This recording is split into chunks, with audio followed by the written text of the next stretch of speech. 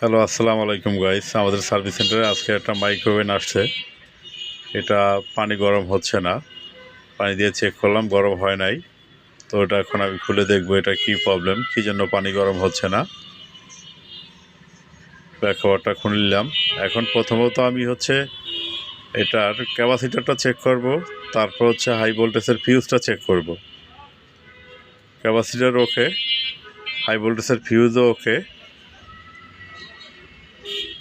High ভোল্টেজের ফিউজও ওকে আছে। এরপর ট্রান্সফরমারের লাইনও ঢুকতেছে। যদি এগুলো সব কিছু ঠিক থেকে থাকে তাহলে ম্যাগনেটন খারাপ। এবার ম্যাগনেটনটা খুলবো, খুলে নতুন একটা ম্যাগনেটন ইনস্টল করে দেখব।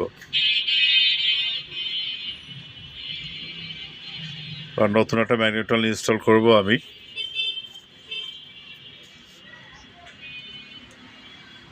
নতুন ম্যাগনেটন ইনস্টল করা শেষ। এখন পানি দিয়ে চেক আপ করবো যে গরম হচ্ছে কিনা।